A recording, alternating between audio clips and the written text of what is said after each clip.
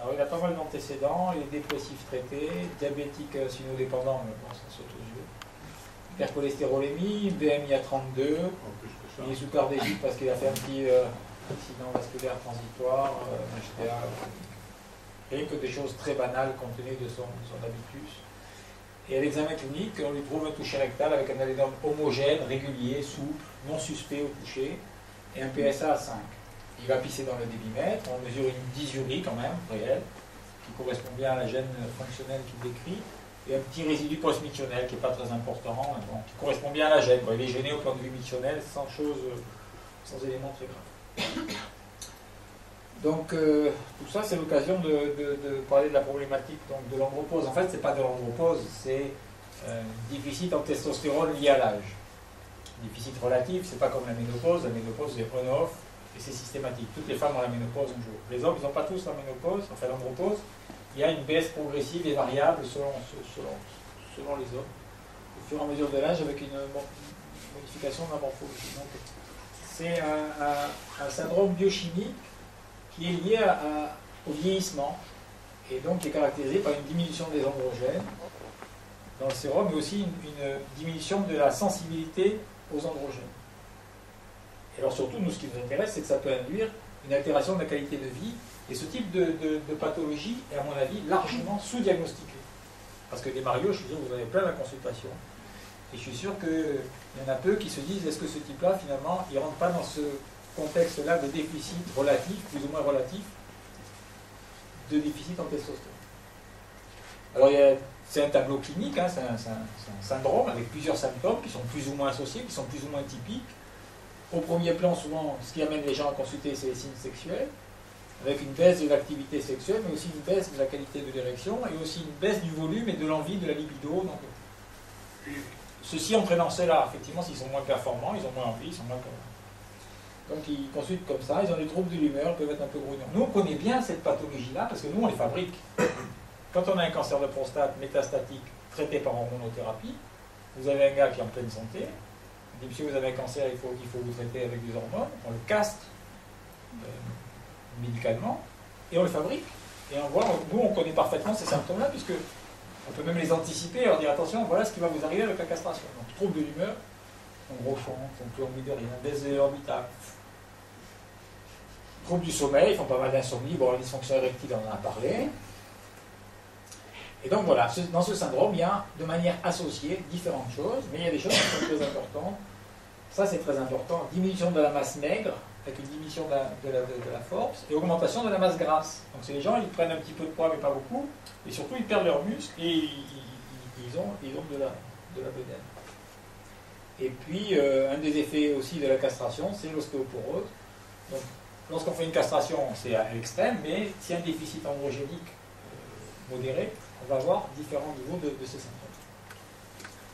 Les mécanismes physiopathologiques, donc c'est soit une diminution du nombre de cellules d'élésiques, soit au niveau de la graisse aussi, une altération de l'affinité avec des récepteurs, et puis plus ils sont gros, plus il y a une diminution de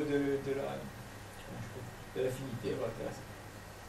Alors le diagnostic clinique, on est orienté par le diagnostic clinique, hein, c'est ça qui est important, doit être complété quand même par un diagnostic biologique, et le dosage de la testostérone plasmatique inférieur à 2 nanogrammes, ça c'est sûr qu'il y a une hypogonadisme. Entre supérieur à 3,5, on ne sait pas. Et entre 2 et 3,5, finalement, probablement.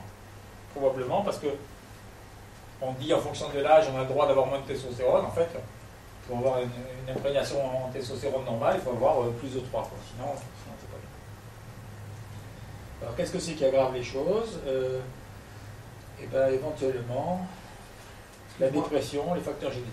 Excuse-moi, je te coupe, mais on parle souvent de doser la testostérone biodisponible. C'est pas plus intéressant que la testostérone totale? Alors on peut doser aussi la testostérone biodisponible pour lorsqu'on est limite.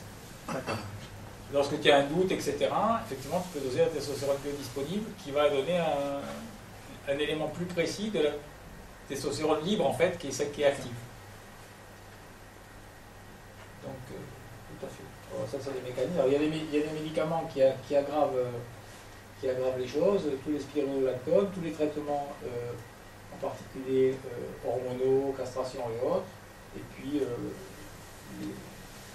progestérone, finastéride et tout, qui agissent localement sur les os. Alors, comment ça se traite?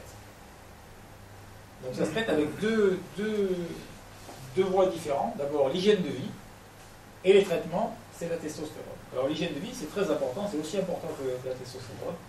Il faut qu'ils arrêtent le tabac, l'alcool, la graisse et tout ça, et surtout qu'ils développent une activité physique régulière pour refaire du muscle, et surtout pour diminuer leur masse grasse, qui est une espèce de cercle vicieux. Plus on a masse grasse, et plus ils bouffent leur testostérone en périphérie dans la graisse, puisque ce pauvre testicule, il fabrique de la testostérone tant qu'il peut, qu'il faut quand on a la graisse qui est aromatisée en estradiol, en estrogène, et du coup il s'épuise et il n'arrive pas à avoir de la testostérone efficace. Donc ça c'est extrêmement important. Et ensuite, l'administration de testostérone, ça pose problème par voie péroce, parce qu'il y a un métabolisme au niveau du foie qui fait qu'il faut manger beaucoup de comprimés de testostérone, de pentestone, pour que ça soit efficace. Donc, en gros, la voie péroce, c'est pas une bonne voie, et on passe à la voie soit transdermique. Alors, ils font des patchs, mais les patchs, c'est pas comme les femmes qui ont la ménopause, les patchs, ils sont comme ça, donc c'est encore pas terrible. Sinon, c'est la voie percutanée, soit par piqûre tous les mois ou entre 3 et 4 semaines, une piqûre par mois, ça c'est remboursé. L'antractib, sinon, c'est très bien, c'est une dose percutanée qu'il faut se passer sous forme de crème. C'est pas très masculin, c'est des doses qu'il faut passer quotidiennement. Donc en gros, quand on a un malade comme ça, on le met d'abord sous androtardile, éventuellement toutes les 3 semaines, un peu en test pendant 3 mois pour voir comment il se sent. Et si le type il dit mais putain, il me sent vachement bien, et ben, c'est vraiment que ça correspondait à ça. Alors les indications, il faut les deux, des signes cliniques et une testostérone basse. Et il y a des contre-indications, et puis il y a des choses qui posent problème. Au premier plan desquelles, la prostate. Bien sûr, il ne faut pas qu'ils aient de cancer du sein, d'adénoprolactine, d'insuffisance cardiaque, etc. On considère que c'est des gens quand même globalement en bonne santé. Mais le problème qui est le plus embêtant, c'est l'idée du cancer de la prostate.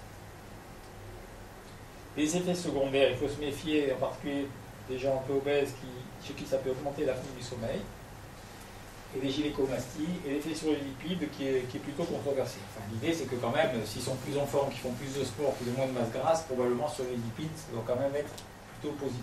Alors, le problème principal, donc, c'est le risque prostatique. On sait que le cancer de la prostate est bien sûr hormonodépendant, et les gens ils disent, mais si je prends ce traitement-là, je vais avoir un cancer de la prostate. En fait, non, pas du tout. S'ils ont un cancer de la prostate, effectivement, le traitement va faire progresser le cancer de la prostate.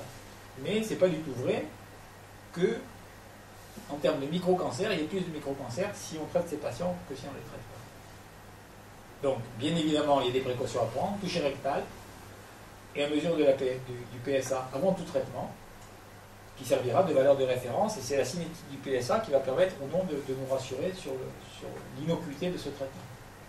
Au moindre doute, on fait des biopsies, bien évidemment. Alors, une population d'hommes avec un hypogonadisme, donc il y a un vrai déficit en androgène, est-ce que si on leur donne une androgénothérapie, donc pas pour les booster, mais pour les remettre juste à un niveau de testostérone acceptable, est-ce qu'il y a un groupe particulier à risque de cancer de la prostate? Donc la réponse est non, il n'y a pas de raison que si vous avez quelqu'un qui est hypogonadique, que vous le remettiez à un niveau de testostérone normal, vous augmentiez son risque de développer un cancer de la prostate. Juste une question, je peux? Oui, bien sûr, au contraire. Oui. On a quelques cas où la PSA est anormale, elle est de 4 à 5, et un hypogonadisme ou une hypoandrogénie, mais on a des cancers infracliniques qu'on ne voit pas. Alors la décision, qu'est-ce qu'il faut faire? Parce qu'on ne le sait pas. Est-ce qu'avec une PSA anormale et un hypogonadisme, on donne des androgènes en sachant qu'il y a... Si tu as un PSA vraiment anormal, de toute façon, il faudra le faire comme chez tout le monde, il faudra faire un bilan et une biopsie. Et à la limite, si le bilan et la biopsie sont négatives, on peut le mettre sous traitement en surveillant le PSA. Quitte à changer d'avis, arrêter si ça bouge. À la limite, c'est peut-être plus une variation du PSA qui va nous alerter. Donc au niveau du dépistage, est-ce qu'il y a des modifications par rapport au traitement par androgène? Ben, au niveau du PSA, oui, puisque si on leur monte la testostérone, bonjour, si va bien. Si on leur monte la testostérone, probablement. La dernière fois, tu es arrivé un peu plus tard, donc tu as vu que la fin c'est gentil de revenir voir 2 fois le même prix. Et si on remonte la testostérone, effectivement, probablement tu vas avoir un PSA qui va monter un petit peu. Et au niveau du toucher rectal, ça ne change rien, que ce soit androgène ou non, même si la prostate augmente un peu, ça ne la rend pas plus suspecte. Alors la surveillance, elle va être particulière, hein, donc c'est ce qu'on disait, PSA sérique tous les 4 mois, voire même tous les 3 mois la première année, et c'est cette cinétique du PSA qui va dire, oh là là, attention, peut-être qu'on est en train de favoriser le développement d'un cancer significatif. Au moindre doute, il faut faire une biopsie et reconsidérer surtout la pertinence du traitement. Donc les contre-indications absolues, c'est le cancer du sein et le cancer de la prostate, qui sont des cancers révélés. Actuellement, on commence à mettre des malades qui ont des cancers de prostate qu'on a traités, avec la prostatectomie, chez lesquels on met en évidence ensuite, bon, qui sont guéris, ils sont rendus comme guéris de leur cancer avec un PSA 0, chez lesquels on met en évidence une hypoandrogénie réelle qui quelque part aussi ne favorise pas la reprise d'une activité érectile, et on est capable de leur redonner un traitement d'androgène, malgré leur antécédent de cancer de prostate, si on considère qu'ils sont guéris, avec un peu de délai par rapport à l'intervention et avec une surveillance particulière. Et dans ce cas-là, est-ce qu'on pense régler un problème de dysfonction érectile éventuelle? Ah oui, si c'est lié à ça. Parce que tu peux avoir la dysfonction érectile, elle n'est pas de cause unique, mais si tu as un déficit en testostérone, ça participe sûrement à la dysfonction érectile. Même si ce n'est pas la seule cause. Oui. Après l'avoir opéré et enlevé tout ça. Il faut vérifier quand même qu'il y ait une testostérone normale.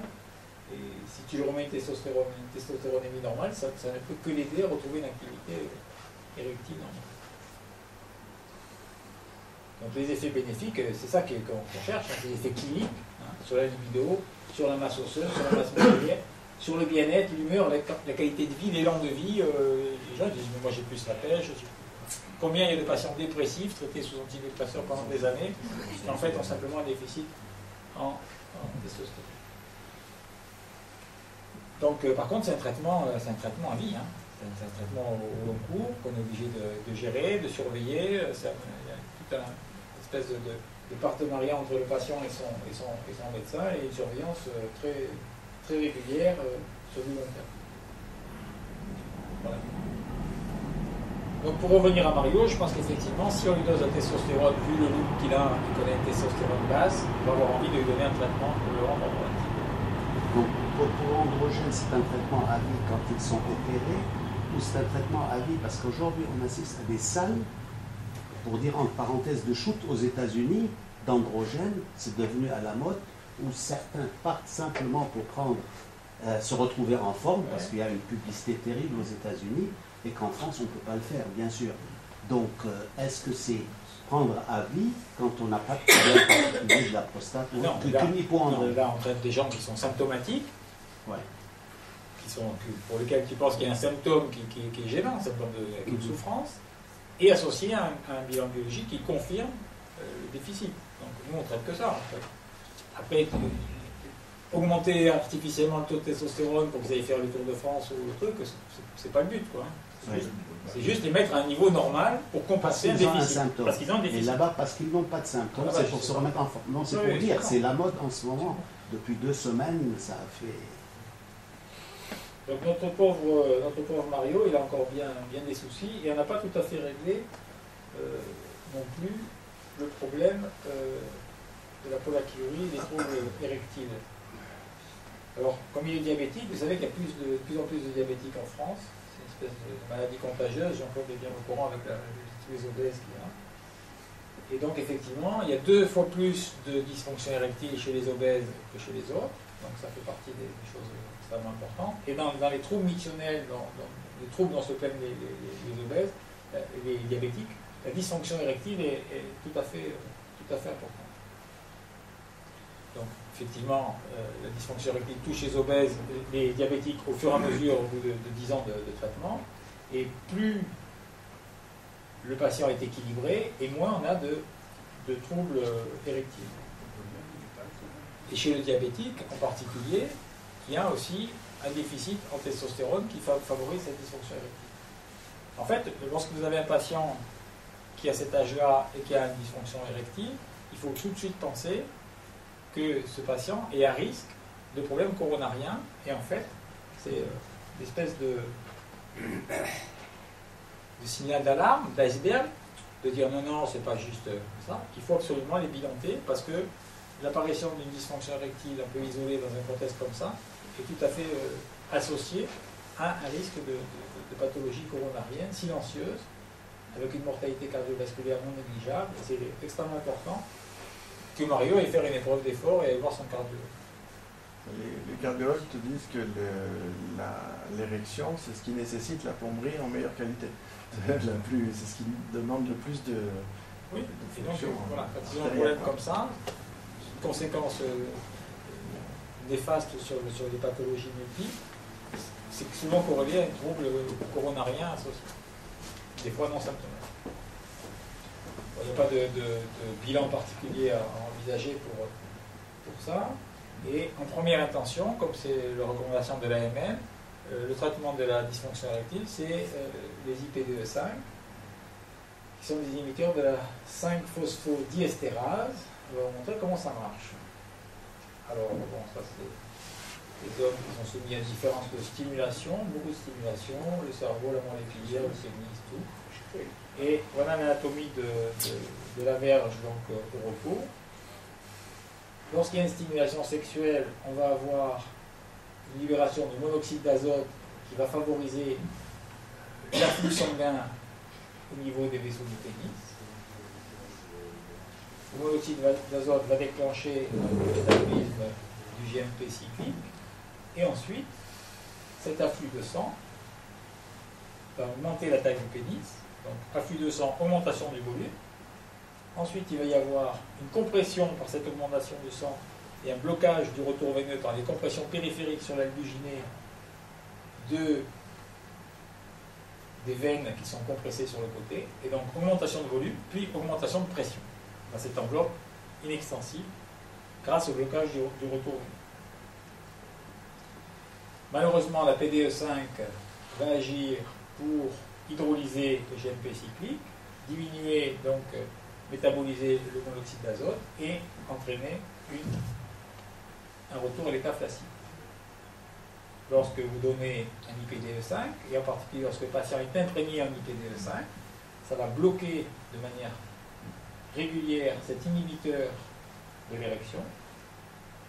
Et en bloquant cet inhibiteur, vous allez pouvoir avoir une facilitation de l'érection. Cette éponge active ne va pas se recontracter. Et donc, ça va permettre une érection de meilleure qualité. Les principales contre-indications, c'est les dérivés nitrés et les donneurs de NO, les infarctus récents, les patients qui sont vraiment en insuffisance hépatique sévère, vraiment en hypotension, en HTA non contrôlé, AVC récent. Et si on respecte les contre-indications, il faut vérifier que le patient est autorisé à avoir une activité sexuelle, ce qui correspond en gros à monter un escalier ou deux étages sans être complètement essoufflé. En cas de doute, de toute façon ça va être le cas pour notre patient, puisque notre patient, on a vu qu'il avait quand même des facteurs de risque, et à mon avis, il faut quand même l'explorer au point de vue cardiologique. Mais globalement, quelqu'un qui est en bonne santé, qui a un risque faible, vous pouvez lui donner directement les IPDE5. Si c'est Mario avec un risque intermédiaire, on se dit finalement il y a peut-être des risques coronariens, on peut toujours le faire explorer par le cardiologue avant. Ça me paraît une bonne chose. Des questions? Donc Mario a gagné l'ambrotardive, probablement l'IPDE5, le bilan chez le cardio. Je dirais si tu es d'accord. On dit que quand on met un traitement substitutif hormonal, si le traitement ne marche pas, c'est l'effet clinique. Ça ne sert à rien de contrôler la testostérone parce que des fois, elle n'augmente pas. Mais les patients. Ça fait rien, oui, c'est ça. Voilà. Donc, il ne faut pas chercher les chiffres. Il ne faut pas chercher, il ne faut pas vouloir avoir absolument une testostérone qui monte. Les patients peuvent garder une testostérone tout à fait basse, mais par contre, il a un effet clinique. Donc, à la limite, monitoriser la testostérone, ça ne sert à rien de surveiller. Ça n'a pas d'intérêt. Parce qu'il y a beaucoup de médecins qui t'appellent, qui te disent écoute, je l'ai mis, mais par contre, ça ne marche pas, la testostérone toujours basse. C'est pas grave. Tout à fait d'accord. En fait, le symptôme, et de toute façon, parce qu'il y a des gens qui. Si le malade est vraiment amélioré, tu ne peux plus l'enlever. Hein. Voilà. Parce que si tu l'arrêtes, tu dis non, mais je veux le truc. Moi. De ma petite expérience, eux savent très bien tous les combien de temps ils doivent le faire l'injection. Et d'ailleurs, l'ambrotardive, c'est marqué une fois par mois, toutes les 4 semaines. Et puis ils viennent te dire, c'est 21 jours. 3 semaines, c'est bien. Et une dernière semaine. Pour lesquels 3 semaines, c'est bien. Là, on a chez ce patient pratiquement chez Mario, on a tout. C'est-à-dire, on a la dépression, le diabète, les troubles lipidiques, l'obésité. Comment? Il a tout. Oui, il a tout. Alors, on ne sait pas si c'est l'hypoandrogénie, parce qu'une obésité n'entraîne pas forcément de dysfonction érectile. Un diabète n'entraîne pas forcément de dysfonction érectile. Donc, essayez de faire la part des choses, mais il a tout, en fait, pour avoir la dysfonction.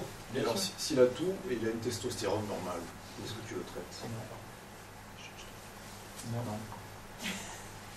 Et non. S'il a tout et qu'il a une testostérone vraiment normale, je ne le traite pas. Je ne le traite pas avec de la testostérone. Voilà. La question c'est, qu'est-ce qu'elle est normale? Question un tout petit peu à part. Oui. Les cancers du testicule qui ont été opérés, qui ont assez souvent une hypoandrogénie, ça ne pose pas de souci de les traiter. Il n'y a aucun problème. Aucune interaction. Non, Aucune. interaction. D'accord, hein, c'est Non, mineur, non, ça ne non, pose pas. oui, tout à fait. C'est juste. Donc, il y a une nouvelle indication pour le Cialis, donc dans cette IPDE5 dont on a parlé. Et je remercie le laboratoire pour votre accueil et votre aide pour la réalisation de cette réunion. Et donc, ça agit sur la dysfonction érectile, bien sûr, mais il y a une nouvelle indication, c'est au niveau de l'hypertrophie bénigne de la prostate. Donc en fait, il y a une action sur les deux versants. Il est gêné pour uriner et les troubles de la fonction érectile. L'intérêt particulier de cette IPDE5 par rapport aux autres, c'est un traitement chronique. C'est un traitement de fond quotidien pour une maladie chronique. La maladie liée au vieillissement, liée au diabète, liée à tout ça. Ce n'est pas une action ponctuelle, je prends un comprimé parce que j'ai un rapport avec ma petite copine. C'est que finalement j'ai une pathologie chronique tissulaire qui va abîmer régulièrement mon tissu érectile. Et je vais pouvoir de manière chronique améliorer l'élasticité et le fonctionnement de ce tissu. Est-ce qu'on ne le limite pas dans le temps en durée par rapport à 5 mg pour une période de 8 semaines à 3 mois, c'est-à-dire 3 mois. C'est-à-dire 5 mg, le temps d'ouvrir les tuyaux, oui. Et puis ensuite à la demande. Oui, c'est ça. Tu veux, mais tu peux le donner aussi toute la vie. Toute la vie, bah, 5 mg. Bah, oui. Il n'y a pas de raison de changer en termes d'efficacité. Une fois que... Enfin, après, les gens prescrivent comme ils veulent. Le principal, c'est que les malades soient contents du résultat. Mais dans l'idée, si tu as une pathologie chronique, qui est une pathologie de perte d'élasticité, à la fois du corps érectile, de perte d'ouverture du col de la vessie, de la relaxation des muscles lisses, c'est une pathologie chronique. Et donc l'idée d'un traitement avec une imprégnation permanente, c'est comme quand tu traites une hypertension artérielle ou... Oui, c'est parce qu'au départ, ils l'avaient limité quand, disons, ils ont fait sortir le Cialis, ils l'ont limité à une durée de 3 mois. Aujourd'hui, on a d'autres études parce que les urologues commencent à penser que ça joue sur... C'est pas limité, il y a des tas de pays où c'est là. Donc aujourd'hui, on peut aller... Bien sûr. Voilà. Le seul effet limitant, c'est le coût. Voilà. Le seul effet limitant, c'est qu'il n'y a pas de remboursement.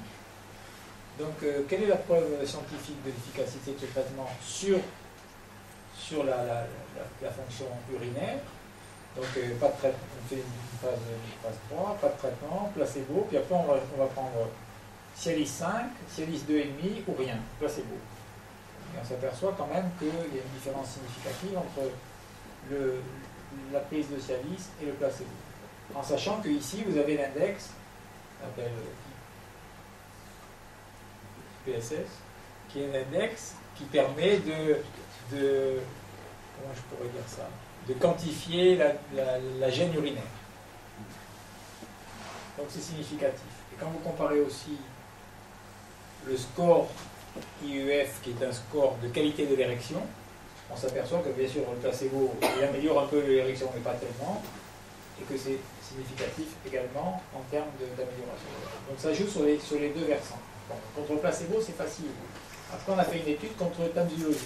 Tamsulosin, c'est un alpha-bloquant tout à fait standard, efficace, dans la prise en charge des symptômes mictionnels urinaires liés à l'hypertrophie de la prostate. Et quand on compare, on voit que le placebo n'a pas d'efficacité. Par contre, que Cialis 5 et tamsulosin ont quasi la même efficacité.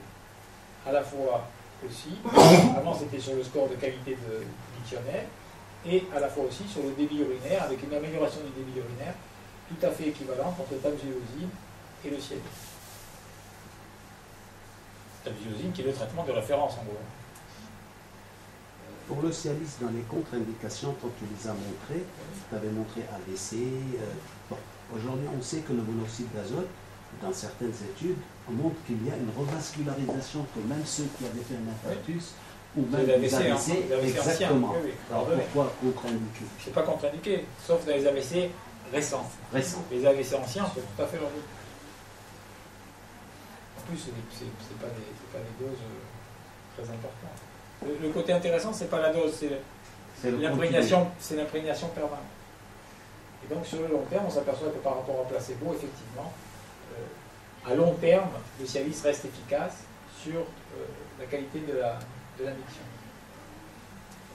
Donc finalement, si on traite ce patient avec du Cialis, on risque d'améliorer à la fois son état, sa fonction érectile et sa fonction urinaire. Ça ne veut pas dire qu'il ne faut pas associer, il y a un petit conflit d'intérêt, ça ne veut pas dire qu'il ne faut pas l'associer avec d'autres traitements de l'adénome de la prostate. Moi j'ai tendance au départ à l'associer quand même avec un alpha-bloquant, et dans l'étude, il n'y a pas d'étude où ils associent les deux. Ça manque. Donc je vous rappelle que notre Mario il est parti peut-être pour avoir un traitement hormonal. Il a 60 ans, il a un PSA à 5, il a un peu d'isurique et au toucher rectal, il a une glande homogène. Alors, la question qui se pose aussi, est-ce qu'il faut dépister un cancer de la prostate? Toujours.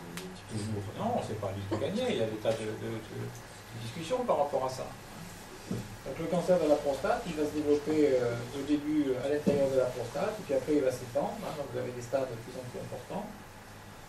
Je vais vous la faire courte. Il y a le score de Gleason, c'est un score d'agressivité. Hein, je ne sais pas si me contredis, c'est pas grave. Donc Gleason, c'est quelqu'un d'intelligent qui avait considéré l'hétérogénéité du cancer de la prostate, et donc il y a toujours deux chiffres dans le score de Gleason.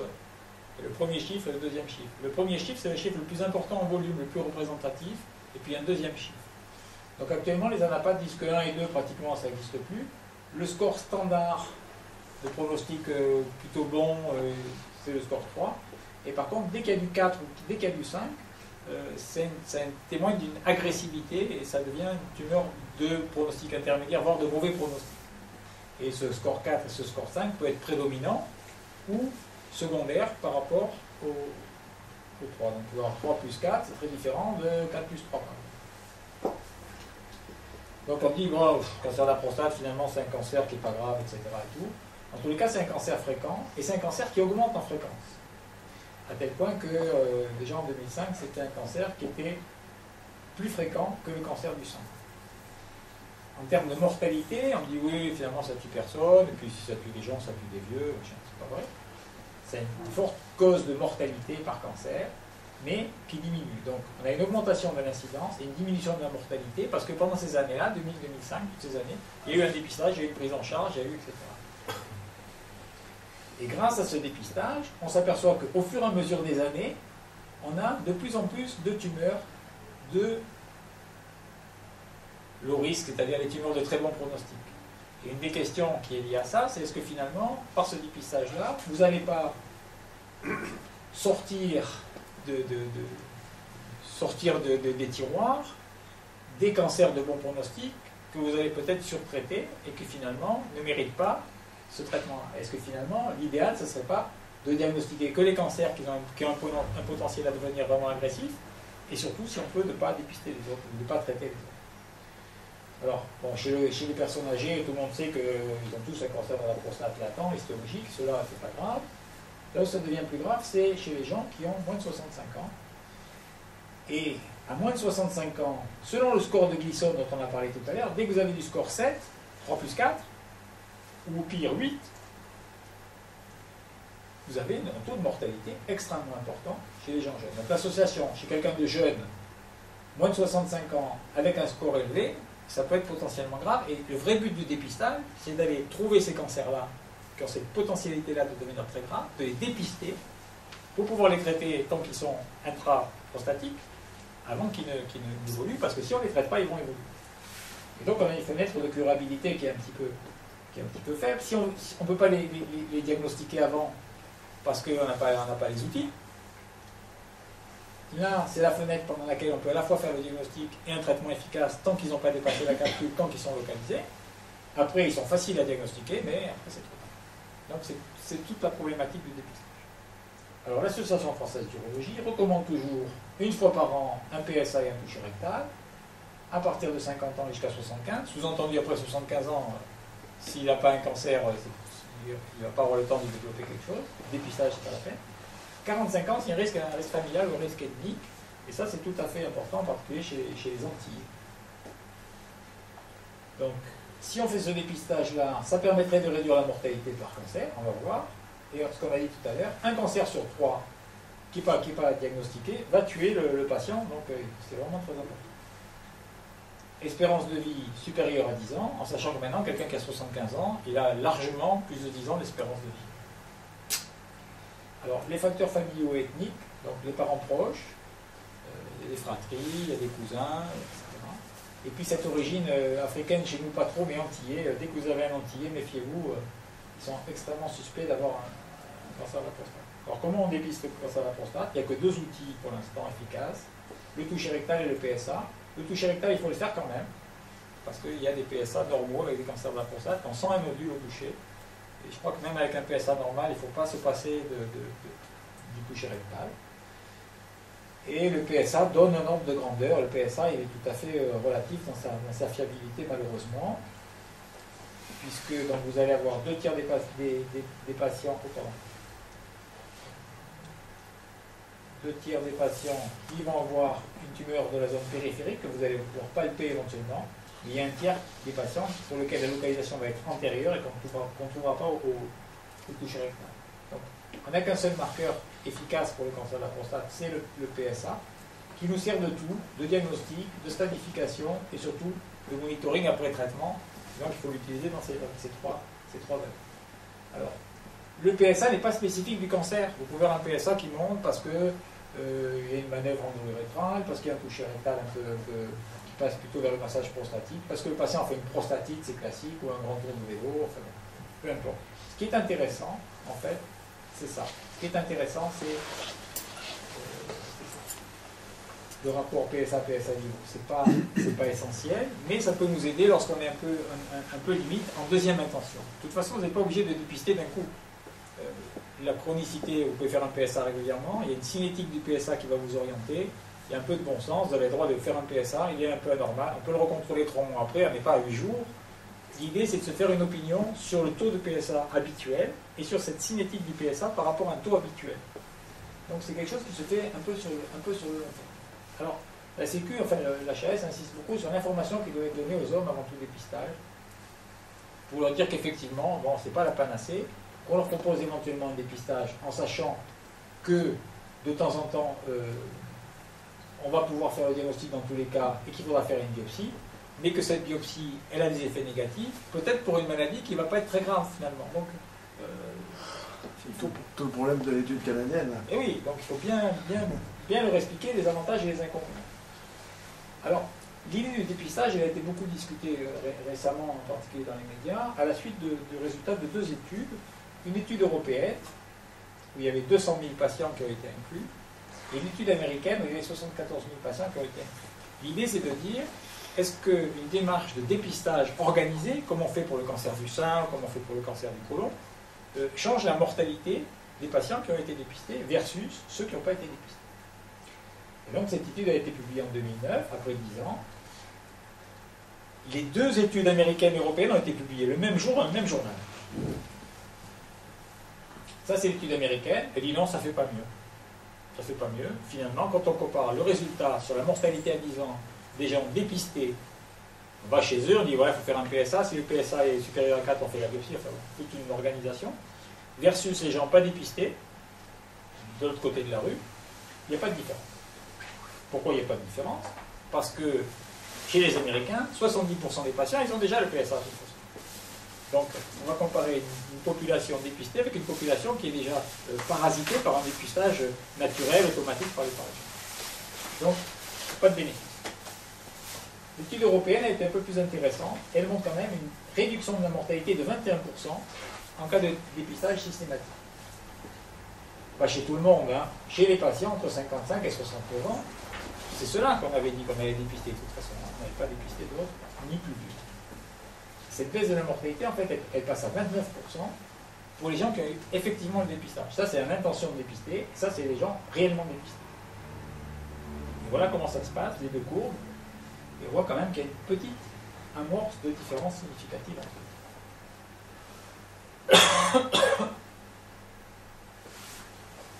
Alors, lorsqu'on poursuit un peu cette étude un peu plus loin, là on est en 2012, on s'aperçoit quand même que ça a tendance à augmenter, et puis qu'en fait il faut 1000 hommes dépistés pour éviter un décès. Mais il y a quand même des biais, c'est 8 pays européens différents, c'est un peu hétérogène la population. Alors ils ont trouvé un groupe intéressant, c'est les Suédois. Dans cette étude-là qui concerne que une population suédoise très sélectionnée, où les gens n'ont pas de PSA du tout, si ils n'ont pas le dépistage, ils n'ont pas de PSA. Donc c'est vraiment ceux qui sont dépistés versus ceux qui n'ont pas du tout de dépistage. Et là, ça devient plus significatif. La réduction cumulée du risque de décès à 10 ans, c'est 40% dans le bras dépisté. Parce que les autres, ils n'ont ni PSA, ni rien. Et donc là, la différence, elle est flagrante. Et là, ça devient plus important, puisque même dans la population européenne, il y a quand même des gens qui font des PSA systémiques. Et là, vous voyez la différence dans l'étude suédoise. Ça, c'est les gens pas du tout dépistés, et ça, c'est les gens avec un dépistage systématique. Et là, ça devient plus intéressant. Avant d'être morts, les gens, ils ont un stade métastatique pendant des années. Et donc, peut-être que 10 ans, pour analyser la mortalité à 10 ans, c'est peut-être trop court, peut-être qu'il faudra attendre 15 ans ou 20 ans. Mais déjà, s'il y a 10 ans, on analyse les stades métastatiques, on va voir le préambule de ce qui va se passer dans les années à venir. Et si on regarde la réduction des stades métastatiques, 42% des réductions de stades métastatiques à 10 ans chez les gens dépistés versus chez les gens non dépistés. Donc là, ça devient aussi plus intéressant en faveur des dépistages. Voilà, ça c'était pour les dépistés. Donc globalement, chez nous, ce n'est pas une question qui se pose. Chez nous, ils ont tous le PSA et les patients, ils ont même plutôt plus de PSA que ça devrait être. Mais tout ce qui passe dans les médias, il ne faut pas faire de dépistage, le cancer de la prostate, machin truc. Il ne faut pas confondre dépistage et diagnostic. Dépistage, c'est une manœuvre organisée par une tutelle, par un État, où on va investir de l'argent pour aller chez des gens qui n'ont rien demandé à personne pour aller leur chercher le cancer de la prostate. Ça, c'est le dépistage, dont le bénéfice n'est pas encore évident. Mais nous, on ne fait pas ça. Nous, le patient, on ne va pas le chercher chez lui. C'est lui qui vient. Il vient vous consulter. C'est plus du dépistage que vous faites, c'est du diagnostic. Est-il légitime qu'un patient qui vient vous consulter parce qu'il a des troubles érectiles ou des troubles mictionnels, vous ne lui fassiez pas un PSA? C'est pas légitime de ne pas lui faire. C'est plus du dépistage, c'est juste du bon sens de savoir, oui ou non, si ce patient-là, potentiellement, il a un cancer de la prostate. Donc on a parlé du dépistage, et nous, on fait du diagnostic. Donc il faut bien faire, à mon avis, il faut bien réfléchir à la différence entre eux. Alors pour aller un peu plus loin dans l'idée, les Anglais, vous savez, les Anglais, c'est nos pires ennemis. Les Anglais, s'ils pouvaient faire la médecine qui ne coûte rien, c'est ravi. Donc ils ont posé la question, ils ont dit, est-ce que vous êtes vraiment sûr que la prostatectomie, c'est mieux que rien? Quand vous dépistez un cancer de la prostate et que vous allez l'opérer, est-ce que vous êtes vraiment sûr que c'est mieux que si vous faites rien? C'est pas possible, ils ne peuvent pas faire des études comme ça. Ils l'ont fait. C'est des études pivots. Ils l'ont fait. Ils prennent des patients, chirurgie versus observation. Observation. Âgé de 67 ans moyenne, c'est pas des vieillards, hein. PSA à 7, et ils comparent. Voir si la chirurgie fait mieux.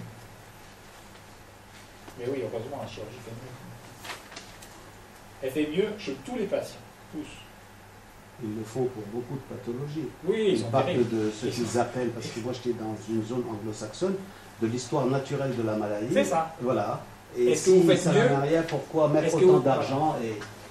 Est-ce que vous faites mieux que l'histoire naturelle de la maladie? Oui, on fait mieux que l'histoire naturelle de la maladie avec la chirurgie versus rien. On fait mieux donc, chez tous les patients. D'autant plus qui sont graves et qui ont des tumeurs régressives. Le seul cas où on ne fait pas mieux, c'est ceux-là. C'est ceux qui ont des micro-cancers. C'est ceux qu'on a vu tout à l'heure, les tumeurs de bas grade, de très bon pronostic, qui ont des micro-cancers. Et ceux-là, finalement, on ne fait pas mieux parce que l'évolution naturelle, l'histoire naturelle de ces malades-là, elle n'est pas grave. Donc, ça, c'est une vraie leçon, c'est-à-dire, si vous avez des pathologies, des cancers qui ont un potentiel évolutif, vous faites mieux si vous les dépistez, si vous les traitez. Attention, ne traitez pas, à tort, des patients qui ne méritent pas de traitement parce qu'ils n'ont pas un cancer qui mérite un traitement. Sur les PSA inférieurs à 10 aussi, hein, c'est limite quand même. C'est limite,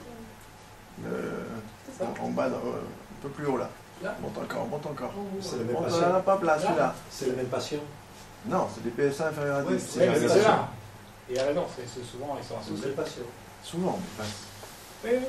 ça Oui. donne encore un peu plus de valeur au Si tu PSA. veux, le PSA, c'est pas le seul critère, quoi. Non, non, mais je comprends. Par contre, ceux-là, c'est des tumeurs de bon pronostic. Et les tumeurs de l'idée, c'est les tumeurs de très bon pronostic. Il faut être capable de ne pas les C'est traiter. évident. C'est évident, c'est pas si évident que ça. Ça se fait beaucoup et c'est ce qu'on nous a reproché en disant vous surtraitez les patients qu'il ne faudrait pas traiter. Tout à fait. Donc alors, le dépistage, c'est quoi? Bon, ils assistent beaucoup, la HAS, en 2012, en disant informer les patients sur les avantages, les inconvénients, tout ça, d'un dépistage individuel. Pour moi, le dépistage individuel, ça devient le diagnostic. Mais bon, c'est pas un dépistage organisé. Donc on ne peut pas leur répondre sur un dépistage individuel sur les résultats du dépistage organisé tel qu'il a été fait sur les études. C'est différent. Alors, nous, tout ce qu'on voudrait faire, c'est trouver diagnostiquer que des cancers petits mais potentiellement agressifs. Si possible, ne pas diagnostiquer des cancers non agressifs, parce que même quand vous annoncez à un malade, vous avez un cancer, mais c'est un cancer pas grave, c'est quand même en termes de qualité de vie, c'est pas terrible. Si on pouvait éviter d'annoncer des choses comme ça serait bien. Et puis, bon, ensuite, une fois qu'on les a diagnostiqués, il ne faut pas qu'on les traite. Mais ça, c'est notre responsabilité d'être capable de proposer à ces patients une surveillance active ou des traitements de surveillance sans les surtraiter. Donc, en fait, il faut informer les patients de la possibilité de cette surveillance active avant même la biopsie. C'est-à-dire que dans l'information, il faut leur dire on va faire une biopsie parce que ce que je cherche, c'est un cancer agressif. Et on peut trouver ou rien, ou on peut trouver un micro-cancer qui ne sera pas jugé comme potentiellement évolutif et qu'on va décider peut-être de simplement surveiller, vous inquiétez pas. Je crois que c'est important de l'annoncer avant la biopsie parce que ça fait partie des stratégies possibles et dans l'information aux patients, c'est important. Alors, comment faire? Bien sûr, alors, le PSA, on a vu ses limites. Il y a d'autres tests, etc. Mais comme tous les tests biologiques, le PCA3 ou d'autres tests biologiques, à un moment donné, plus vous êtes près de la moyenne, et plus ça va être tangent. Il n'y a pas de test discriminant important. Alors, je vais juste vous parler un petit peu de l'IRM, qui me paraît un examen extrêmement important. Aujourd'hui, pour revenir à Mario, avec son PSA à 5 et une prostate souple et couché rectal, on n'a pas de notion de cinétique, mais imaginons que son PSA soit à peu près stable à 5. On pourrait lui faire une IRM. Parce que l'IRM, finalement, ne va pas passer à côté du cancer, soit suffisamment volumineux, soit suffisamment agressif. Et les cancers de haut grade, normalement, une bonne IRM doit faire le diagnostic d'un cancer de haut grade. Par contre, l'IRM peut très facilement passer à côté d'une tumeur de bas grade ou d'une tumeur petite. Et donc, finalement, on pourrait imaginer Mario, PSA 5, couché rectal normal. Je fais une IRM. Si l'IRM, elle est vraiment normale, elle n'est vraiment pas suspecte, je ne vais pas le biopsier. Je ne fais pas de biopsie. Donc j'économise une biopsie et j'économise la possibilité pour ce patient de lui annoncer un cancer ou une dysplasie. Donc jusqu'à présent, ça ne sert pas comme ça l'IRM. L'IRM, ça sert en deuxième intention. Le patient il a un PSA élevé, il a eu des biopsies qui sont négatives, on trouve rien au toucher rectal, il a probablement une tumeur antérieure ou une tumeur un petit peu particulière. Et avant de faire une deuxième biopsie, on va faire une IRM pour guider la biopsie. Ça, c'est aujourd'hui. Demain, à condition qu'on ait accès à des IRM assez facilement, à condition qu'on ait accès à des radiologues experts, parce que ce n'est pas tout le monde qui fait la même qualité d'IRM, à condition qu'on ait tout ça, on va pouvoir faire peut-être l'IRM en première intention et dire, si l'IRM est vraiment normal, on peut passer à côté d'une tumeur de bas grade, mais ça, je ne passerai pas à côté d'une tumeur régressive, et donc je décide de ne pas faire de biopsie, et je continue à surveiller. Donc on peut utiliser l'IRM comme ça, comme une espèce de test de triage. Genre, si l'IRM est vraiment normal, je ne fais pas de biopsie. On n'est pas tout à fait là, mais presque. Donc ça, c'est quelques clichés avec une IRM. Vous voyez, donc ça, c'est toute la partie palpable. Hein. Ça, le rectum est en arrière, la prostate ici, sur une coupe comme ça, frontale. Et donc, la tumeur, elle est antérieure. Donc on comprend très bien que ce patient, si vous faites des biopsies standards non guidées, ou bien vous n'aurez pas le cancer, ou bien vous allez l'avoir au bout de la carotte sur 1 mm. Et alors que là, l'IRM va permettre de bien guider la biopsie pour avoir une biopsie guidée, dirigée, qui va permettre d'être plus performante. Donc, moins de biopsies, des biopsies guidées par l'IRM, plus systématisées, plus dirigées. Donc, actuellement en Europe, il n'y a pas d'indication de faire un dépistage de masse du cancer de la prostate, ça c'est sûr. Et la question, c'est un dépistage modulé, un dépistage intelligent, avec cet élément de la cinétique, du temps que vous avez devant vous pour faire ce dépistage, vous faire une opinion sur l'évolution de la prostate, du PSA, du patient, etc. Et éventuellement une IRM avant chaque biopsie, pour que la biopsie à la fois soit le plus efficace possible, et aussi qu'on puisse éviter certaines biopsies qui ne sont pas légitimes. Donc la vraie question, c'est une fois que vous avez trouvé une biopsie, qu'est-ce qu'il faut faire, et garder dans l'arsenal thérapeutique la possibilité de la surveillance active, parce qu'on traite encore sûrement trop de patients qui ont des micro-cancers non évolutifs.